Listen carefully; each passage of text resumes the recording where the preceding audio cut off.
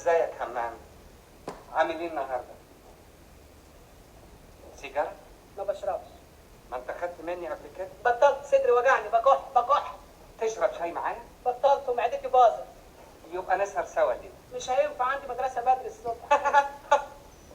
مالك همام؟ انا ملاحظ انك بتحاول تبعد عني. مالك؟ يا راجل انت وانا خطيبتك في ايه؟ احنا مش اصحاب. لا يا حبيبي. ليه لا؟ بابا قال لي ما تلعبش مع العيال الرزلة. آه، أهلا يا دكتور ششتاوي. يعني احنا مبسوطين بصراحة إن الموسم التاني بتاع شظايا الخير معانا دكتور ششتاوي، وكل مرة بنستفيد منه بخبرات حياتية ومعلومات. طبعا الحلقة اللي فاتت كانت عن صيد الفئران والتخلص منهم. استفدنا كتير بصراحة. وطبعا يعني احنا كنا اتكلمنا في شوية نقاط، ان انا اول لما حصل معايا الموقف ده استنجدت بيك على طول وقلت لك ايه، الحقني يا دكتور ششتاوي. فخلاني بقى افكر في موضوع بقى الحلقة بتاعت النهاردة، وهو اصدقاء الغربة. بما ده موضوع جميل جدا. آه، اننا احنا اجتمعنا على هذه النقطة، احنا تعرفنا في الغربة واصبحنا اصدقاء. ف... فقلت ما فيش غير دكتور ششتاوي اللي اتكلم معاه في الموضوع ده. ده موضوع جميل يا فندم ويهم الناس كتير، وأتمنى إن احنا نعمله كسلسلة ناخد منه حاجات كتيرة عن الغربة. اه, فهنبدأ بفكرة الأصدقاء، وبعدين ممكن بعد كذا حلقة نبقى ناخد جزئية تانية لها علاقة بالغربة. وطبعا حضرتك عارفة الناس اللي زينا اللي عاشوا في أكتر من 30 دولة بيبقى دايما عندهم تجارب وتراكمات كتيرة جدا، مهم ان هو يشاركوها مع الأجيال الجديدة وينقلوا الخبرة بتاعتهم للناس اللي لسه يعني عندها في داخل الوطن ولسه مش مغتربين. خلينا نبدأ بحاجة بسيطة الأول، نقول هي يعني إيه غربة أصلا؟ آه. ما هي الغربة؟ دي على فكرة كلمة مهمة جدا. اعتقد ابدأ بيك الاول، وانا ممكن بعد كده اشاركك مفهومي عن الغربة. حضرتك ببساطة شديدة عندنا في علم الاجتماع الغربة هي فكرة إيه؟ هي إن أنت تبقى مكان أنت غريب فيه. ممكن تبقى غريب عن الوطن، ممكن تبقى غريب عن المدينة اللي انت منها. يعني انت مثلا من اسيوط ورايح عايش في مدينة تانية فانت مغترب. اه. وممكن تبقى في بلد تاني خالص، روح اشتغل في السعودية، روح اشتغل في الامارات، في المكسيك، في امريكا، في اي مكان. فانت هنا ايه؟ حضرتك موجود في الغربة، مغترب في الغربة. فهي جميل. جاية من ان انت غريب في وطن اخر او في مكان اخر غير اللي انت نشأت فيه وعلاقتك فيه. ده اه. المعنى اللغوي. بس هي دائما يعني بتستخدم، يعني احنا ممكن نقول مثلا في المهجر او نقول مثلا مسافر.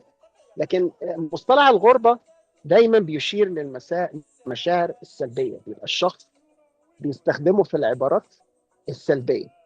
يعني يقول احنا في الغربه مهمومين، احنا في الغربه مم. تعبانين، مم. هم فاكرين الناس المتغربين دول مبسوطين. بتبقى دايما في الاشارات السلبيه. لكن لما يجي في الاشارات الايجابيه ما يذكرش الغربه.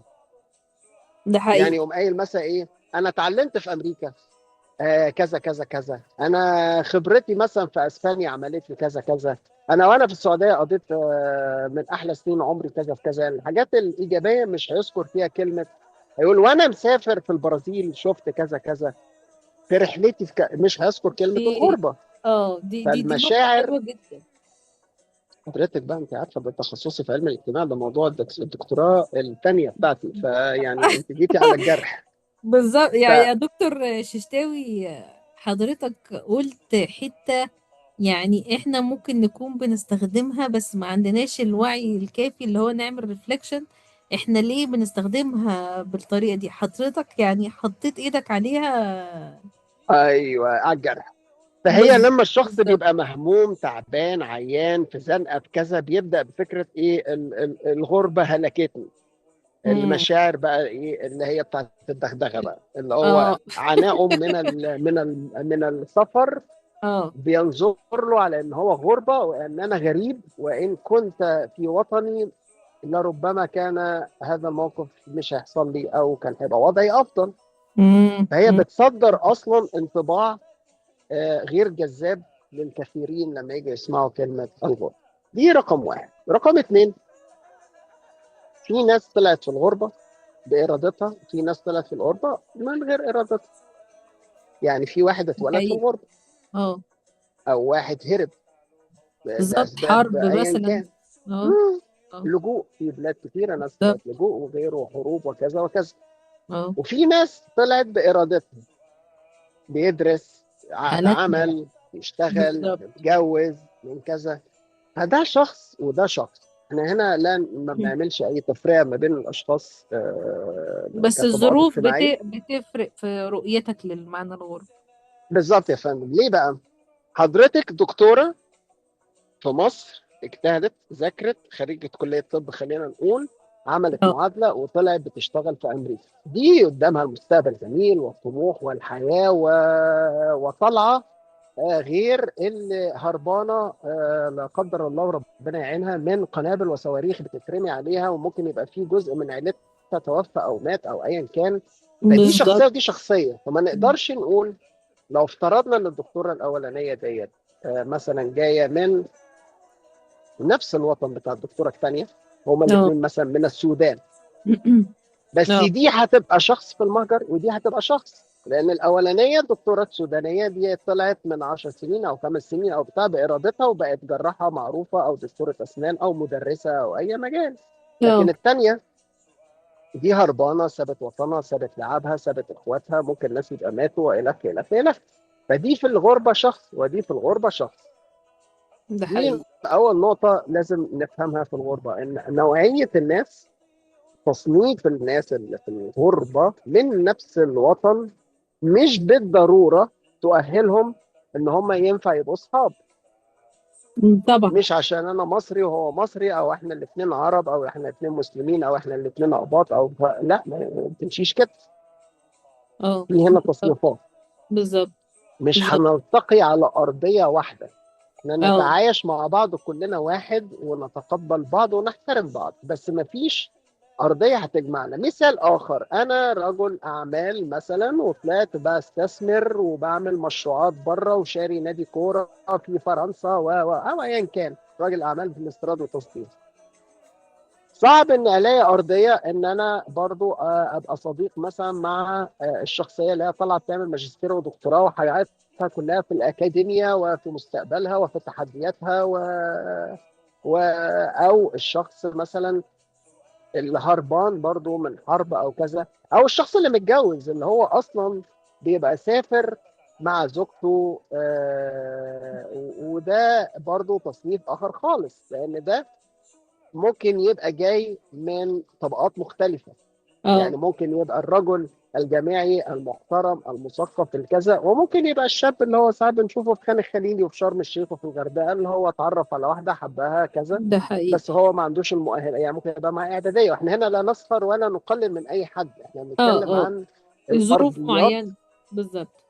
اللي ممكن تجمع. فهنلاقي بعض الدول مثلا في أوروبا مشهورة بالهجرة الغير شرعية لو هنتكلم عن المصريين، فيها تجمعات كثيرة. وهنلاقي تحديدا مثلا إيطاليا وفرنسا ده قوارب حقيقي. بقى الناس اللي بتطلع من مدن معينة في مصر، لدرجة إن في مدن معينة مش عايزين نذكر أساميها في مصر، تروحي حضرتك مثلا في باريس فتلاقي مثلا النقاشين كلهم جايين من المدينة دي.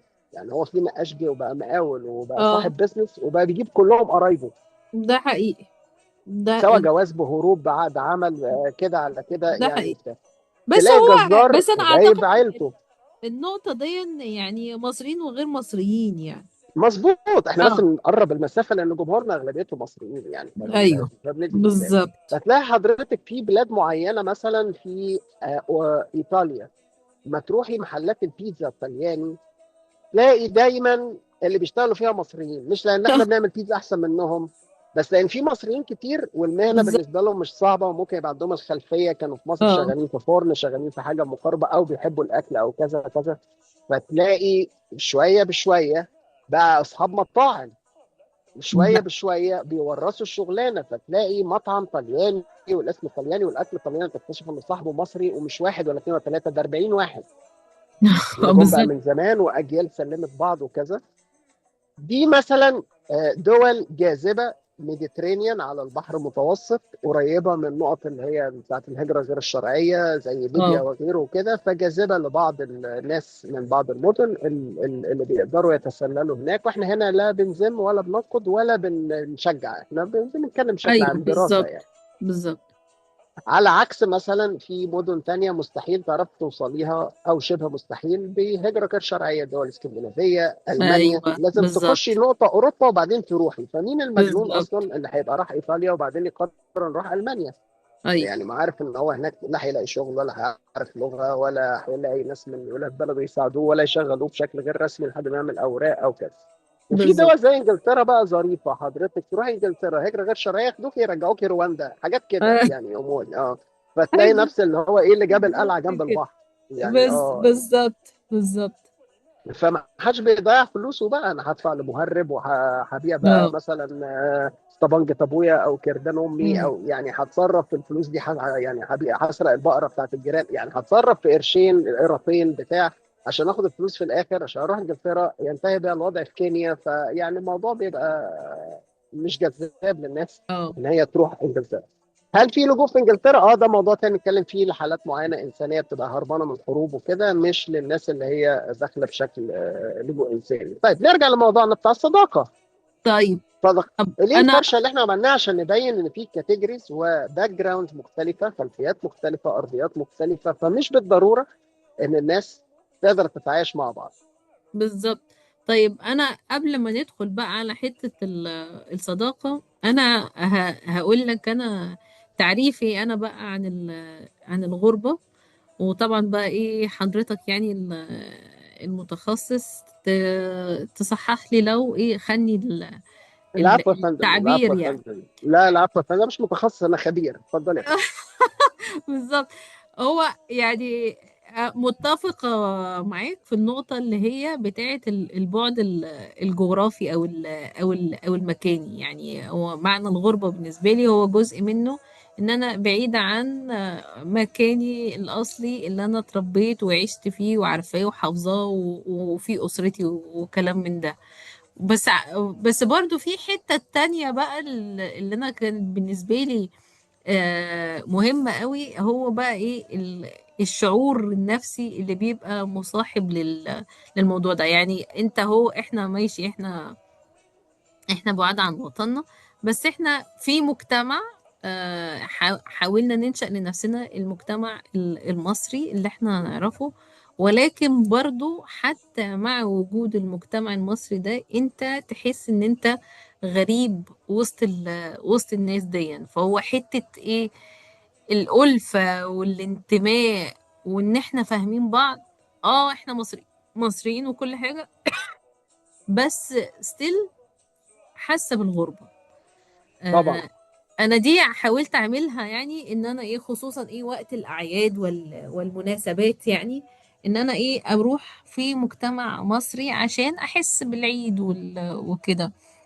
بس حسيتها لان في اختلاف رهيب جدا، فكنت بحس ان انا يعني واقعد اسال كل مره اسال نفسي يعني طب هل انا لو كنت قعدت لوحدي كان هيبقى ارحم من ان انا انزل يعني في جروب احس ان انا مفيش الانتماء ده وكده. كل مرة اقول لا لا اكيد يعني نزولي ده هيبقى احسن، اهو اديكي ايه بتدي بنفسك الاحساس بال بال طيب بالوطن انا يعني. هقول لحضرتك الاجابه يعني بشكل بسيط قوي. حضرتك وانت عايشه في مصر كل اللي حواليك مصريين، اه. هل ممكن تتصاحبي على اي حد من اللي حواليك؟ لا طبعا بنقي برضو. بتنقي الاقرب ليكي فكريا، بالظبط. هوائيا، يعني مستحملين بعض، بتفهموا بعض، بالظبط. في بينكم كيمستري، ألفة، أشياء كثيرة. بالظبط. فهنا هي المشكلة في إن حضرتك تبحثي عن مجتمع مصري، وده حق مكفول. اه. بس من هنا ما بتبحثيش عن أصدقاء، أنت بتبحثي عن مجتمع مصري. مش اه بالضروره المجتمع المصري، او لو انت لبنانيه يبقى المجتمع اللبناني او الفلسطيني او السوري او كذا، مش اه بالضروره ان هو ينفع يبقى فيه منه اصدقاء، لان مواصفات الصديق ممكن لا تنطبق على المجموعه اللي انت قابلتيها. بالظبط. فهنا دي الازمه الكبيره. ولكن في اوقات كتيره بيبقى في جزء من الناس اللي بيحضروا الايفنتات ديت بيبقوا هما زيك رايحين برضو اه بيبحثوا عن حد. اه اه فمع الوقت ممكن تقابلي حد شبيه بيكي، ده حقيقي. في فرصة، ولكن مش يعني ده مش معناه ان احنا هنطلع اصدقاء بقى بجد في الغربة وكذا. اه اصدقاء الغربة، عشان دي النصيحة اللي انا يعني حبيت موضوع الحلقة اتكلم فيه. احنا الموضوع عندنا مرات سيريس شوية. اه اصدقاء الغربة يا جماعة، بعد خبرة فعلا سنين طويلة في الغربة، انصح اي حد طالع في الغربة ان هو يعيش في الغربة، ما يحاولش يخلق وطنه في الغربة، ما بالظبط. ينقلش عفشه بالظبط. واساسه، يتمسك بعاداته بتقاليده بدينه بالاشياء اللي بمفاهيمه. طبعا دي حاجة ترجع له، اه. ولكن لا تغير الغربة لان انت ضيف فيها، فانت امم. تخش تعيش بقوانينها حتى امم. ولو انت رافضها، بس في الاخر هو ده قانون المكان، اه. وتتأقلم مع المكان على ان هو ده وطنك لما دام انت رايح تعيش فيه الى الابد. اه. فخلاص، هو ده ثقافة المكان وهو ده المجتمع. فلازم يبقى عندك أصدقاء من التشيك، من البرازيل، من المكسيك، من لبنان، من كوريا، اه. خلاص اه. تبدأ تشوف ايه المساحة المشتركة بالظبط اللي تناسبك. اللي بتجمعنا. ان امم. احنا الاثنين بنحب نلعب تنس، اه. ان احنا الاثنين بنحب نطبخ، ان احنا بالظبط. الاثنين بنحب نعمل اعمال خيرية، ان احنا اه. الاثنين بنحب نطلع مظاهرات، ان احنا اه. الاثنين بنحب نروح السينما، ان احنا الاثنين او هلم جر. اه. فاذا بقى جت مع حد عربي حلو، جت مع حد مصري كويس قوي، جت مع حد من مدينتك في مصر احلى واحلى. اه. لكن ما تبداش تدور بالطريقه العكسيه، لو انا اروح ادور وسط المصريين بقى على واحد، لا انت كده بتدور على الصعب، لان انت المجتمع اللي انت عايش فيه ده نسبه المهاجرين فيه قليله، ونسبه المهاجرين العرب اللي فيه اقل، ونسبه المهاجرين طبعا. العرب المصريين اللي فيه اقل واقل. فانت بتصعب الموضوع على نفسك. بالظبط. ما بالظبط. تبص على البشر اللي قدامك وتبدا تتعامل معاهم اه. وتعيش معاهم. هنبدا حلو. هنا نخش في المساحات الصعبه. امم. طب وهل الناس دي اصلا متقبلاني؟ ومين قال اصل في عنصريه، اصل في طبقيه، اصل هم ما بيحبوش المهاجرين؟ حلو جدا. بعض الدول بيحصل فيها طبعا بعض الحاجات اللي زي دي، في دول كتيره، وده موجود عندنا في بالظبط. بلادنا العربيه كمان. لا ده حقيقي. ده حقيقي. الاجابه بسهوله، دور على المهاجرين في هذا الوطن. يعني انت داخل جامعه مثلا او داخل امم. تشتغل في مكان، فانت اه. روح دور على واحد مش من ولاد البلد، هو اصلا بيدور على صديق، اه. فبسرعه هيبقى في مساحه ان انتوا تساعدوا بعض وتقفوا جنب بعض تعرفوا على بعض. لكن انت اه. هتروح تجيب واحد من ولاد البلد، مش بالضروره ان هو يبقى محتاج صديق، لان هو كان عنده ناس وهو في ابتدائي، وعنده ناس وهو في ثانوي، وعنده ناس وهو في الجامعه، وعنده جيران، وعنده ناس في النادي اللي بيلعب فيه، وعنده قرايب، عنده اصلا كتله كبيره جدا من الاصدقاء. اه. مش مهتم هو بان هو يعمل اصدقاء جداد. ده حقيقي. ده حقيقي. فبتيجي انت تحاول تتصاحب، مثلا انت عايش في المانيا وتحاول تتصاحب على الالمان، فما بتعرفش تصاحب على الالمان، فتقوم قايل لك هم عنصريين. ماشي، هم عنصريين زي ما في دول كثيره فيها عنصريه، برضه في طبعا نسبه عنصريه ممكن تتفاوت من بلد للتاني، خاصه في المانيا مثلا. بس ده انت رحت تختار حاجه غلط، انت امم. رحت تختار حاجه غلط. هو مش عايز اصدقاء، الى اه. جانب ان في اصلا دول اوروبيه مفهوم الصداقه مات مع الوقت. يعني تحولوا الى روبوتس ودخلوا في سيستم الفيرتشوال والحياه الالكترونيك والسوشيال ميديا وغيره، فما بقوش اصلا مهتمين ومعنيين بفكره الارتباط او الصداقات اصلا. يعني هم عايزين يعيشوا بشكل فردي وكشخص يعني بمفرده الى الموت، لا عايز يخلف ولا يتجوز ولا يرتبط ولا حتى يشوف اهله غير مره كل سنه في الكريسماس او حاجه. ده مثلا نوع من الانماط الموجوده في اوروبا. وهو اه. اساسا شخص مش عايز اصلا اصدقاء في حياته، وانت بقى داخل عايز تكسر القاعده دي اي. وتبقى صديقه وانت كمان مهاجر، فدي صعوبة طب ما بالغة. دي حلوة، دي حلوة النقطة دي. اعتقد هتودينا لاول اول سؤال، يعني وانا بفكر وبحضر للحلقة دي معاك يا دكتور ششتاوي، وكنا اتكلمنا فيها. طيب، هل ينفع تبدأ الصداقة في الغربة، ولا لازم يبقى عندي الصداقة دي من قبل كده وأشاءت الظروف إن إحنا كمان نسافر نفس المكان؟ يعني البيضة ولا الفرخ؟ الإجابتين ممكن يحصل. من تمام. تجربتنا العملية إن أوقات كتيرة جدا الصداقة القديمة، إن أنتوا الاتنين مثلا تعرفوا بعض من مصر، أو الزمالة أو الجيرة، اه. بتبقى أسهل، امم. ولكنها مش دائما تبقى المستدامة.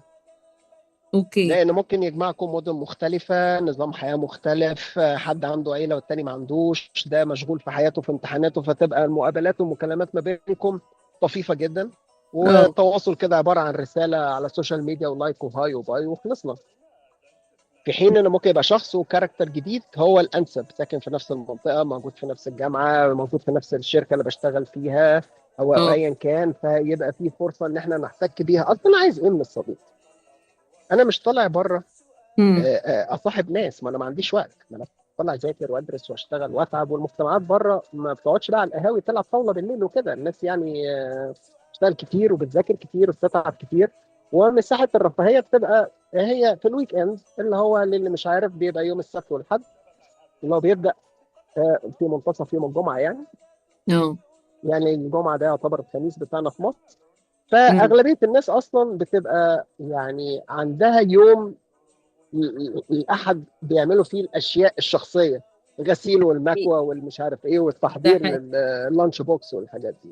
بالظبط. وبيبقى جزء كبير جدا من الناس عندهم يوم السبت بيعملوا فيه الالتزامات، يا اما الاسريه يا اما العائليه كبيره، يا اما حاجات هو حاجزها من فتره، ايفنت، حفله، ارتباط، سفريه، كذا، فبيبقى مشغول يوم السبت. فهو فرصه اصلا ان انا اشوف صديقي ده غالبا بتبقى يوم الجمعه بعد الشغل، الناس بتطلع بشكل مباشر، يلتقوا بقى في ايفنت، في حفله، في ندوه، في يتمشوا، يلعبوا رياضه، يتقابلوا في جيم، ايا كان اه. اهوائهم ايه. اه. فاذا اصلا الشخص ده متاح ويوم الجمعه بتاع ممكن يعني نتقابل مره كل اسبوعين او بتاع، ده هو ده كده الصداقه. مفيش حد بره ماشي حاطط الموبايل على ودنه وتك تك تك تك تك تك ورغي بقى وشفت اللي بالظبط حصل كده. النهارده، قصدي لما رحت فلان قال لي وقالت لي فانا قلت لها. مفيش اصلا الكلام ده، مش اه. طبيعه المجتمع، ومفيش وقت، امم. ومحدش بيعمل ال- الكلام ده الا في حالات بسيطه جدا. ممكن حضرتك تقابلي صديقه زي مثلا دكتوره ساره، اه. فتقابلي مثلا بالظبط. يعني دكتوره ساره دي دكتوره عندي يا جماعه في الجامعه، من الناس المهمه جدا في قسم الجيولوجيا. المهم ممكن مثلا حضرتك ايه فتبقى موجوده، يحصل تعارف، يحصل موده مع الوقت ومع السنين، تبداوا بقى ايه، نبدأ صداقة. يبقى في بينكم تواصل اكتر، اه. تسافروا مع بعض، في الاجازات تشوفوا بعض كذا كذا، ولكن برضو مش هتبقوا كل يوم مع بعض على التليفون وبالساعة وكده. ده اه. ما بيحصلش في المجتمعات اللي في الغربة، لا من الأجانب ولا من العرب ولا من المغتربين. اوكي. يعني انت شايف ان الاتنين ممكن ينفعوا، ان ابدا صداقه from scratch زي ما بيقولوا هنا في الغربه تماما، او تشاء الظروف والصدف ان يكون الصحاب من قبل كده سافروا على نفس المنطقه واشتغلوا في نفس المجال، فايه اتيحت الفرصه ان الصداقه دي تفضل مكمله. تمتد. أو بالظبط. الطرق اللي حضرتك قلتيها، اللي هي عن طريق التواصل الاجتماعي والجروبات والفيسبوك والتجمعات، وفي حفلات ساعات بتتعمل، مغني جاي من مصر، فنانة، حد اه. في مركز ثقافي، في بتاع، يعني اللي عايز يجتهد في المساحة ديت على الأقل ياخد الفايب والإحساس اللي هو بتاع الوطن وكده، ليه لأ؟ ممكن طب يعني بتنجح مع بعض الأشخاص. النقطة الأخيرة اللي أنت قلتها بتاعت السوشيال ميديا، يعني تجربة الكلاب هاوس ووقت لما الناس كلها كانت محبوسة وقت الكورونا. أعتقد حتة الصداقة، أو هنقول بمعنى أصح الشعور بالوحدة، كان مسيطر بصفة عامة، ويمكن بصورة أكبر في الغربة. فكانت كانت تجربة جميلة على نشرح للناس الكلاب كلاب هاوس ده هاوس. تطبيق اللي ما يعرفوش اللي المحادثة. الناس اللي بتتقابل فيه بشكل عشوائي بيدخلوا في غرف تحت عناوين معينة بيلتقوا. فكان في غرف في بعض الدول اللي في المهجر، مثلا الفلسطينيين في النمسا، المصريين في إيطاليا، العرب في بلجيكا، المسلمين في سويسرا، حاجات من هذه النوعيات. وكانت بتجتذب الناس، بيبعتوا لينكات لبعض وتبدأ الدوائر تتعرف على بعض. في الفترة ديت كان الموضوع مختلف خالص. ليه بقى يا فندم؟ مم. أنا ذكرت في كلامي من شوية، قلت لك مفيش وقت وده مش نظام الحياة ومحدش ماشي حاطط تليفون على ودنه. اه لكن احنا تجربة الإغلاق بتاعت الكورونا، للي عايش في مصر برضو مش عارف اللي حصل بره بشكل كويس. الناس اللي عايشة بره ده خلاص، ده قاعدين ما بيروحوش شغل، ما بيشتغلوش اه حتى من البيت. في منهم جزء ما بياخدش مرتبات وفي جزء بياخد مرتبات، وقاعد في البيت ما بيعملش أي حاجة ومحبوس وعايش لوحده. هيتجنن. اه عنده وممنوع وقت بقى انه الاختلاط بقى، يتكلم بالسبع فاكر؟ ثمان ساعات. اه فاكر فكرة ان هو سنجل هاوس هولد، ولا مش عارفة سيم هاوس وما هولد. عندوش قرايب وعنده احساس بالظبط. ان انا ممكن اموت ويجي لي كوفيد ده والكوكب ده كان ينتهي ده كان انا. مم. اه بالظبط يعني. فبيبقى في وقت كمان، لان انت عندك 7 8 ساعات فاضيين، لكن انت دلوقتي ما عندكيش 7 دقائق فاضيين. ده حقيقي. لكن وقتها كان عندك اليوم كله فاضي، فممكن تدخلي بقى بال10 ساعات تتكلمي مع ناس، تعرفي مع ناس، ترغي، تهزري، تعملي، تسمعي حد مشغل كلام فارغ. يعني ايه، كان في مساحه. التجربه دي ما اعتقدش هتتكرر تاني. دي تجربه استثنائيه. في ناس اعتقد كتير اه. اتعرفت على بعض، اه ولكن اتفلترت برضو. وفي ناس من البدايات وحضرتك لو تفتكري كان معانا صديق مصري مش عايزين نقول اسمه، من الناس اللي في الغرفة دي دايما مثلا، اه كان بيحذر من فكرة اللي هي التجمعات ديت، ان هي مش هيبقى فيها صداقات مستدامة وممتدة.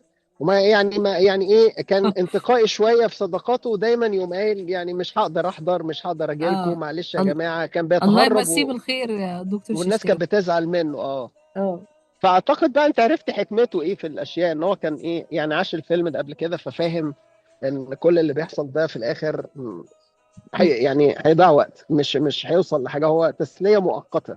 اه اه فهي مفيش صح ومفيش غلط.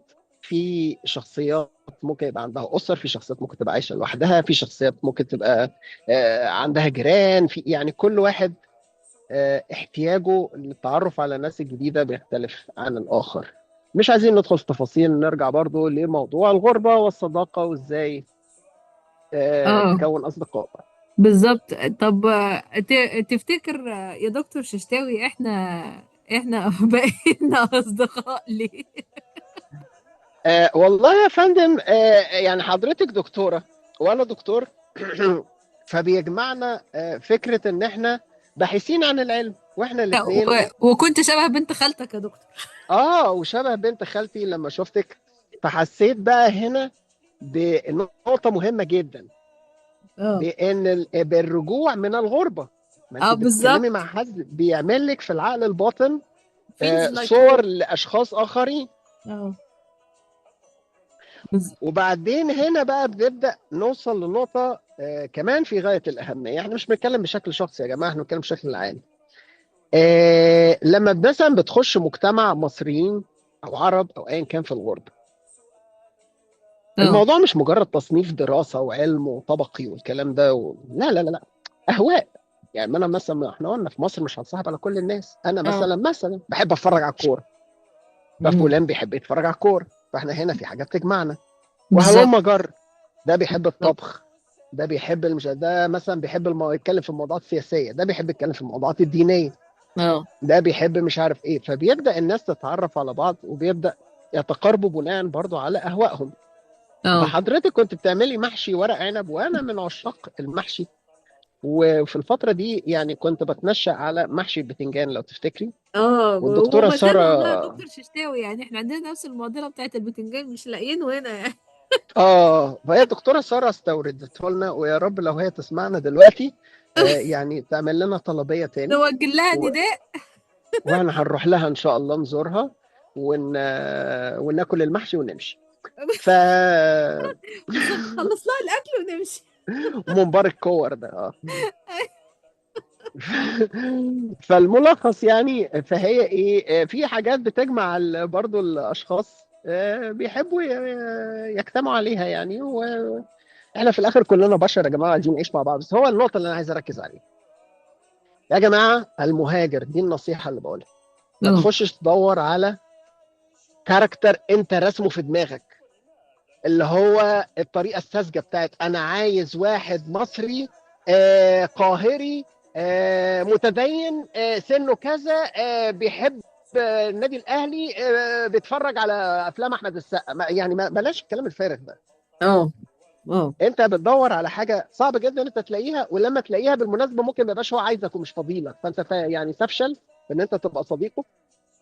أمم. وما ما ما ما تحطش اطار معين للشخص اللي انت عايز تصاحبه قبل ما تصاحبه. انت خلي الاوبشن عندك مفتوح. شوف الصيني اتعرف عليه، شوف الياباني اتعرف عليه، مش عيب، هتلاقي منهم ناس. شوف ال الابيض، الاسود، اه. الافريقي، الاسيوي، الاوروبي، افتح للجميع وشوف واتعلم وجرب. ما تحطش اشياء أمم. ترفضها بشكل مسبق، تبين لا اصل قوالب هم مش بالظبط. اه. هيحبوني، هم عادات اخرى، هم لا لا لا لا لا, لا. انت في بالظبط. الغربه اصدقائك أو يعني المقربين هم المغتربين، اللي اه. بعد شويه بتبقوا انتوا الاثنين مش مغتربين، لان انتوا بتبقوا عشتوا 5 سنين 10 سنين، بداتوا تكونوا دوائر كبيره، خلاص انتوا بقيتوا بقى ايه، من ولاد البلد. اه. وبيبقى اصدقائكم المغتربين دول كلهم مجتمع، فما بتبقاش انت بقى مغترب. أمم. فهو ده النقطه الاساسيه اللي انا حابب اعرفها للناس. ما تخشش تدور على شبيهك، صعب اه. ان انت تلاقيه، ولو لقيته مش بالضروره ان انتوا ده حقيقي. الاثنين تعرفوا تتصاحبوا على بعض. بالظبط.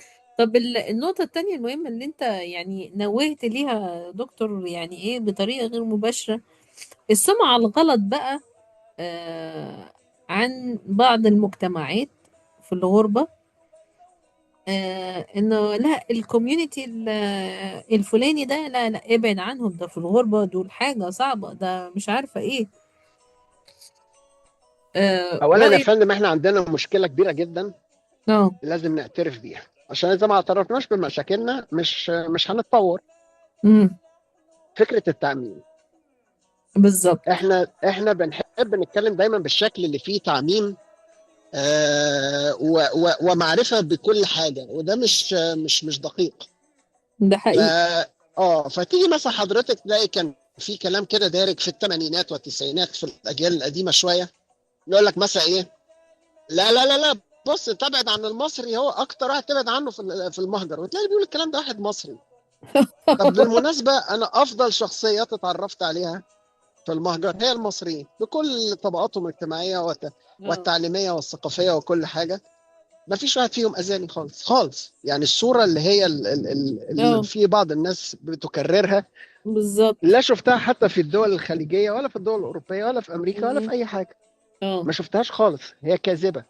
امم. امم. يجي يقول لك مثلا مجتمع سين، مش عايزين نذكر، من الدول العربيه، دول بالذات خد بالك منهم، دول مش عارف ايه.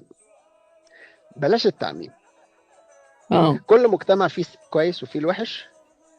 كل شخص ممكن يبقى بيخلق شماعه، بيحط على اللي قدامه اخطاء هو اللي ارتكبها وبيظلم اللي قدامه. وربنا ايه خلقنا مختلفين عشان نتعايش مع بعض، مش عشان نعادي بعض. اي نعم، في بعض السمات بتبقى خاصة ببعض المجتمعات، دول رغايين، دول رخمين، دول استغلاليين، يعني في بعض السمات كده بتبقى يعني طب ما تدينا بقى، احنا عايزين غالبة. شوية أمثلة بقى يا دكتور ششتاوي لا يعني. مش عايزين نقلبها عنصرية في الحديث. لا لا، أنا بس مش يعني بس بتكلم على خلينا نتكلم في الحاجات اللي هي غير عنصرية. يعني مثلا يقول لك المصريين ولاد نكتة. احنا في مصر بنحب نهزر وبنحب الضحك وبنحب الهزار مثلا. فدي صفة نقدر شبه نعممها على المصريين. اه. الطليان مثلا رغايين اكتر مننا بكتير. فمثلا ممكن نقول مثلا الطليان بيحبوا يتكلموا كتير مثلا. الفرنساويين بيحبوا ياكلوا كتير. اه. يعني مع ان هم كلهم اجسامهم رشيقه وكذا وكذا، بس هم شعب اكول وبيحب ياكلوا كتير. ما بيتخنوش ليه بقى؟ ده نوعيه الاكل وده موضوع تاني. ففي صفات كده ممكن مثلا الانجليز بيحبوا الكوره مثلا جدا ومجانين كوره ومهووسين بالكوره. فدي صفات مفيش مانع ان احنا نعممها. اما ما ينفعش نيجي نقول لا لا لا لا، ده دول بخلة جدا. لا، مفيش كده، مفيش حاجه اسمها بخلة جدا. يعني اه. مفيش حاجه اسمها مجتمع كامل بخيل، او دول كذابين جدا، او دول خونه، او حتى صفات كويسه دول ممتازين. يعني انا اه. بتضايق مثلا لما حد يقول اي حاجه عن حد مصري سيئه، وفي نفس الوقت بتضايق لما حد بيبالغ. يعني يوم جاي مثلا ايه، لا لا الدكتور المصري ده احسن دكتور في الكوكب. لا، مفيش حاجه اسمها كده. اه. في دكاتره مصريين من احسن الدكاتره اللي في الكوكب. دي الجمله المظبوطه. منهم مجدي يعقوب، منهم مثلا في مجال مش عارف ايه احمد زويل، منهم كذا. فاحنا عندنا دكاتره مصريين مم. يعني قدروا يبقوا من الدكاتره المتميزين وسط مم. الجنسيات الاخرى في الكوكب. مم. لكن فكره ايه اللي هو الطيار المصري ده احسن طيار، الدكتور المصري ده معروف ان هو احسن جراح. لا، يعني المبالغات سواء في الجيد او السيء مرفوض. تعميم مرفوض، سواء على الجنسيه المصريه او الجنسيه اللي احنا عايشين وسطها، او وعلى فكره عبارات العنصريه كمان انا برفضها بشده لان هي منتشره. يعني انا حضرتك مثلا، ودي اكتر حاجه بتضايقني، طب انا عايش عمري كله بره مصر، ومع اه. كامل احترامي نازل اجازه مصر، فابقى قاعد مثلا مع الصديق على القهوه، فتيجي مثلا سيره اي دوله اوروبيه فلتكن مثلا اليابان، وهو ما راحش اليابان خالص، ومش بالضروره كون انا رحت اليابان. فليه مثلا يقول لي لا اصل اليابانيين فمعروف ان هم كذا، بيناموا كتير مثلا. اه. ابص له كده اقول له يعني جبت منين معلومه؟ لا لا لا، دي حاجه معروفه كل الناس عارفاها. ايوه عارفاها منين؟ يعني انت رحت اليابان؟ لا بس معروف. ايوه معروفه منين؟ ما ينفعش شعب كامل تقول عليه كده. اه. لا، ده احنا ساعات بنسمع حاجات اكثر وقاحه. يعني يجي اه. مثلا يقول لك ايه، الجنسيه الفلانيه مثلا الفرنساويين، ودي انا سمعتها كتير في مصر على فكره وترجم. اه. الفرنساويين ريحتهم وحشه جدا. يا نهار ايوه، ايه ابيض اللي انت بجد والله. ايه اللي انت بتقوله ده؟ في حاجه اسمها كده ان انا اصف مجتمع كامل ان ريحته وحشه؟ يعني ده كلام؟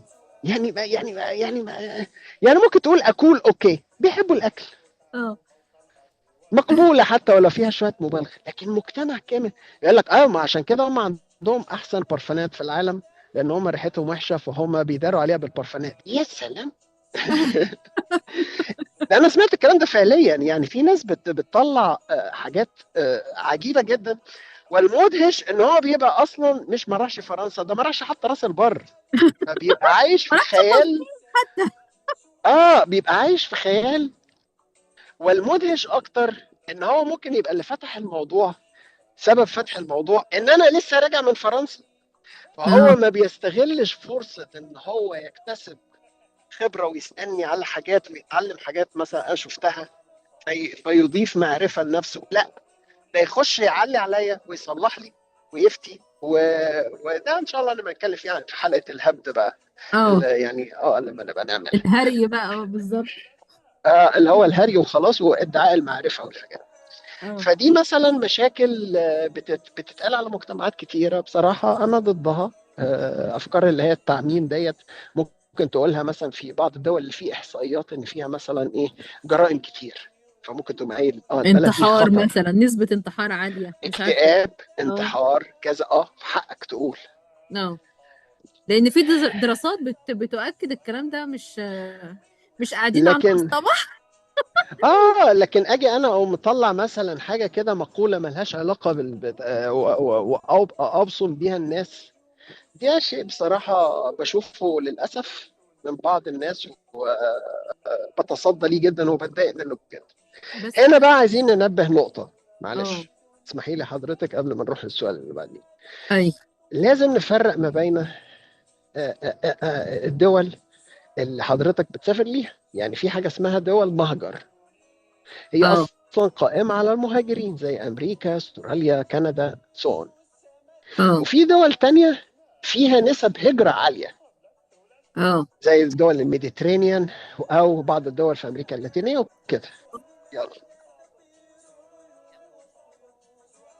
هنا في نقطة كمان لازم بقى نوضحها في غاية الأهمية، إن الدول أنواع. يعني في دول أصلا دول مهجر اللي هي بتتلخص زي مثلا أستراليا، أمريكا، كندا، دول قائمة على المهاجرين. مفيش سكان أصليين، دول اختفوا، هنود اه حمر أو أيا كان أو كذا، خلاص تم الاستيلاء على القارة أو اه الدولة من سنين طويلة، وكل القائمين أصلا مهاجرين وأجيال بتسلم أجيال. امم فمفيش فيها غريب ومش غريب. فدي الدول اللي بيسافرها بيقول من أول يوم أنا حاسس إن أنا مش غريب، اي لان هو مفيش كلتشر واقف دومينيشن، قدامه يعني مفيش حاجه بيتحداه. مسيطره في اه لكن في دول اخرى زي مثلا الدول الميديترينيان او الدول مثلا اوروبيه او كذا، في طبعا كلتشر وفي عقيده وفي دين وفي حواديت كتير، فبيبقى الموضوع ممكن بيبقى اصعب شويه. فهنا بيقعد بقى يدور على المجتمعات الصغيره بتاعته، على عكس مثلا كندا او كذا بتبقى المجتمع بقى العربي اكبر وبتاع. طيب حضرتك هتيجي هنا تقولي لي طيب ما انجلترا مثلا فيها مجتمع، على سبيل المثال يعني وليس الحصر، فيها مجتمع اسلامي كبير او مجتمع عربي اه كبير، اه لكن هي في الاخر مش دوله مهجر، هي دوله فيها هجره، لكن هي مش دوله مهجر، لا تعد دوله من دول المهجر. هي دوت الفرق. هي مش قائمه على برامج الهجره وان هي اه تجيب اه ناس من اه بره بكوتا كل سنه زي امريكا وكده. تمام. انا اعتقد طبعا النقطه اللي انت بتتكلم فيها يا دكتور ششتاوي دي ممكن تبقى محتاج لها حلقه لوحدها اصلا، يعني هي نقطه مهمه وكبيره. بس طبعا موضوع الحلقه اللي احنا بنتكلم فيه اللي هو اصدقاء الغربه، انا شايفه انه الموضوع كبير وفيه حاجات كتيره، ولسه احنا ما دخلناش على امثله لتجاربنا احنا الشخصيه في اللي هو ليه احنا اصلا محتاجين الاصدقاء في الغربه وهكذا. فاعتقد ان احنا هنحتاج حلقه تانية نبدا نتكلم في النقاط دي ونتوسع فيها، آه، يعني تكمله لاصدقاء الغربه. بس طبعا احنا قبل ما نقفل، دكتور ششتاوي حضرتك حابب تلخص لنا الموضوع بتاعنا ازاي، ان هو اخر تيكاوي كده ايه اللي بيسمعنا ياخده من الجزئية دي عشان نكمل الجزء اللي بعد كده. قررت ان انت تهاجر بارادتك او غصبا عنك، لازم اول حاجه تعملها ان انت تتقبل المجتمع اللي انت رايح له دوت بعاداته بتقاليده بكل حاجه. اه زي ما انت بتحتفظ بعاداتك وتقاليدك، لازم أمم، تحترم الاختلاف اللي ما بينكم. ما اه تروحش هناك تبقى قاعد بتنقد أمم، في سلوكهم، ما تبقاش رايح هناك بتكفر، ما تبقاش رايح هناك بتعري المجتمع وتنظر له على ان هو فاسد لان انت عارف ده من قبل ما تروح، انت ما اتفاجئتش. بالظبط. فانت ما تروحش عشان انت يعني مش رايح تغير المجتمع، انت مش رايح تعمل فتوحات هناك، مش شخص اه رايح يحتل المجتمع. انت أمم، رايح عشان يعني يسمح لك بمساحة. وأغلبية الدول بتترك لك الحرية إن أنت تمارس عقيدتك ومفاهيمك وكل حاجة، ومحدش أغلبية الدول يعني بتعمل ده. فما تروحش أنت بقى تستغل مساحة الحرية اللي هو بيديها لك في أمم. إن أنت تهاجمه بيها. ده حقيقي، مش ده عشان هو ده حقيقي. مثلا بيسمح لي، على سبيل المثال انا ما بتكلمش في حاجات دينيه بس انا بدي مثال يعني، مش عشان هو بيسمح لي ان انا اعمل جوامع ومراكز اسلاميه و... وان انا اصلي الجمعه والعيد وان انا امشي في الشارع بالزي بتاعي وان احنا نعمل اذان وكذا، اه فيبقى انا من اول يوم اروح هناك او حتى من الالف يوم هناك، مش لازم من اول يوم اقول لا احنا لازم نستخدم هذه المنابر في ان احنا نهاجم هذا المجتمع الفاسق الكفر ما اه ينفعش يا حبيبي، ما انت في الاخر في المجتمع بتاعه، وهذا بالظبط. المفاسق الكافر اللي انت بتقول عليه هو اللي سامح لك بحريه العقيده. ده حقيقي. فما ينفعش انت تروح بقى تكفره وتقول الكلام الفارغ ده. يعني مش ده الموضوع، مش عايزين نتكلم في حاجات دينيه ولا نقيمها، بس انا بدي هنا مثال. المايند سيت يعني ذات نفسها بالظبط. انا شفت تجارب من دي. بيبقى حد مثلا جاي من مصر او من دوله عربيه، والاقيه من اول يوم بقى لناش دعوه بالدين، الاقيه مثلا منزعج جدا وهو ماشي في الويك اند من الناس خارجه او بتسهر او بتروح او كذا، وكانه جاي من كوكب المريخ. طب ما انت في مصر. اه. معلش يعني في التشبيه، عندنا برضو رقص وسهر ورقصات وحفلات ومغنيين ومطربين وكازينوهات يعني انت مش جاي من كوكب المريخ، ما انت عندك ده في بلدك بشكل اخر. امم. فانت لما بتطلع تشوفه بره او بتطلع تعيش بره، ما تبصش على ده اول حاجه اه. وتنفر منها وتهاجمهم منها. بص على الحاجات الكويسه اللي هم بيدوها لك، نظام تعليمي، نظام صحي، صح بالظبط. يعني حاول تاخد المميزات تستفيد منها، وسيبك من الاشياء المختلفه معاك. ما بقولكش لازم تتقبلها، ولكن ما تبصلهاش، حط طاقتك في الاشياء الاخرى. هتلاقي ان الوقت اصلا مش كافي للاشياء الاساسيه اللي انت محتاجها، وان انت اي وقت تاني هتقضيه في الكلام التاني ده، ده تضييع وقت اصلا. وهنا دي الحكمه بتاعت نهايه الحلقه. شكرا جدا يا دكتور ششتاوي. وطبعا يعني احنا نتمنى نسمع تعليقات، ويا ريت لو ناس حابة تشاركنا تجربتها مع أصدقاء الغربة، دي تبقى حاجة جميلة جدا. وممكن حتى تبقى مقترحات لو في نقط شايفيننا عايزين نتكلم فيها في الجزء التاني. ممكن تضيفوها لنا في الكومنتس على الشانل بتاعتنا.